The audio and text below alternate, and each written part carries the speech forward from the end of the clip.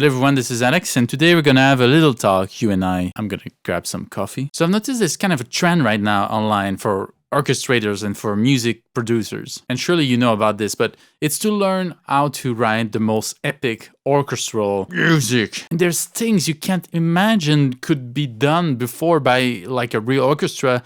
And people are making it happen. They do layers after layers after layers after layers after layers. They have like 10 layers of percussions and 15 layers of strings and then all these brasses and then full-on choir and then probably other things, and it's so crazy to watch. And of course some of these assume really that the result is to make something that is like overhyped, that is surreal. You got this huge reverb, this huge space, and some of these composers just say, well, if it sounds good, let's do it, right? Well, it does sound cool, but there's a problem with this kind of music and this approach to orchestration, is that if you're learning music composition within this kind of approach and only doing this, well, then you will not have a career. Yes, I know it's the ugly truth, but let me tell you about the different projects that I've been working on as a composer recently. I was recording last week in studio a string quartet. I'm writing a solo piano music. In April, I'm going to be doing some orchestration and arrangement for a small string orchestra for a film. I've been working with not a choir, but just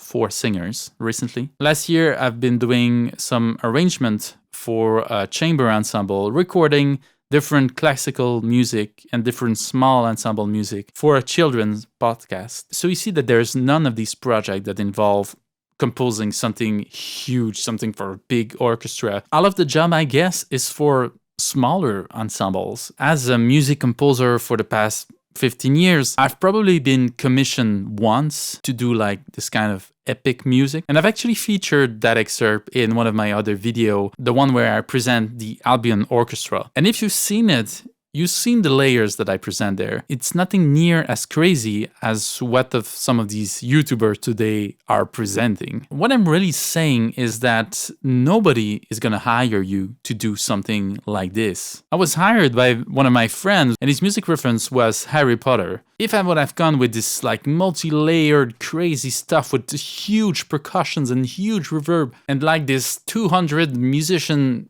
orchestra, my friend, the film director, would have said, well, no, this is not gonna work. Why would he have said that?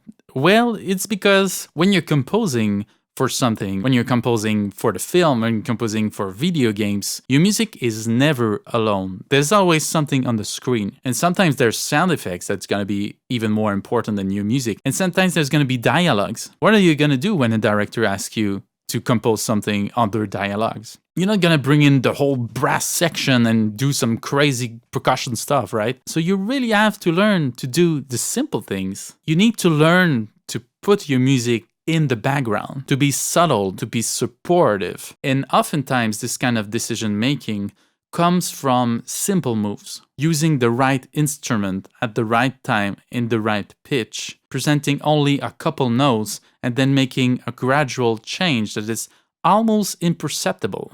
This is the kind of move that will really get you some jobs and get you people to work with you, not writing crazy orchestral stuff. And if you want to write concert music, well, these crazy orchestral mock-ups that you will transform into scores will not be possible to play. And I can guarantee it will not sound as nearly as good as it sounds on your computer when you bring it to a real orchestra, because it's a completely different mindset. Writing for sample libraries and a real concert orchestra is quite different. So layering will not work with the orchestra, because the more you layer, the less player you have to play the important things in your music. For instance, if you have your strings, you have the 5-part string, the 2 sets of violins, the violas, the cellos, and the double basses. Well, if you do DVZ on all of these, there's half less people playing the same notes. So all of it will become less powerful. If you want to write like John Williams, well, study his scores, not how to do this big orchestral stuff. His music is super volatile and sometimes really big, but it's all well planned, these moments where there's a lot of people playing, and it doesn't last for the whole movie because we would just get exhausted.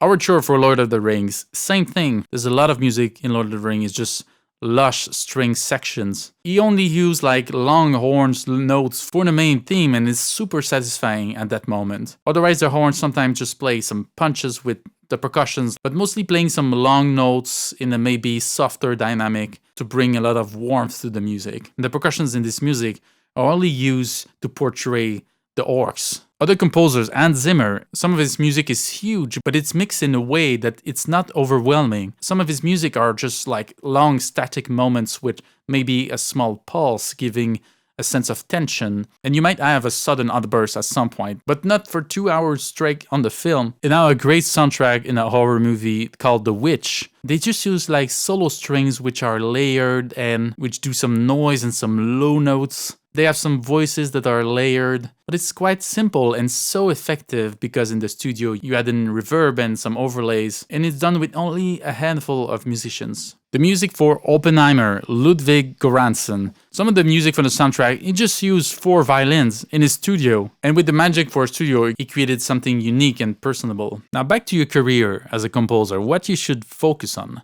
Like I said, learning how to write huge instrumental sounds is not what will get you gigs, because there's not a lot of flexibility within this. And of course it's impressive, it's like orchestral shred. You see, I'm a guitarist. You show off your skills as an orchestrator, but it doesn't mean that there's substance behind these skills. And I believe you need to focus on this substance. And one other thing is that these mock-ups doesn't sound real, right? And over time for film music, well, some director, well, it's just not gonna cut it for them. They will want real performers and real people. They will give you a budget, maybe $10,000. Do you think you're gonna be able to hire 200 people with $10,000? No, at best you will have like a small string orchestra for like 3 hours. So if you want to make some money, you better stop buying all of these huge orchestral libraries, this big farcy sound that's like, and you need to focus on refining your writing. I know, it sounds boring and not exciting. If there's always everybody playing at the same time,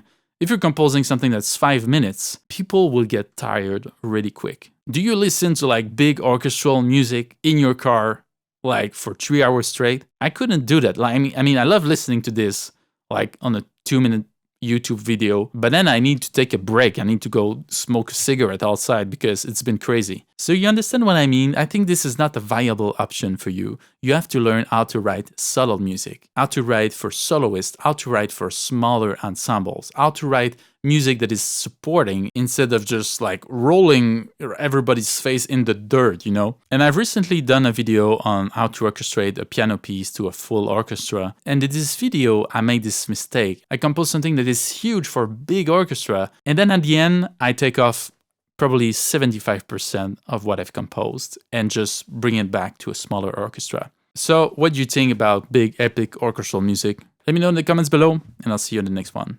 Bye-bye.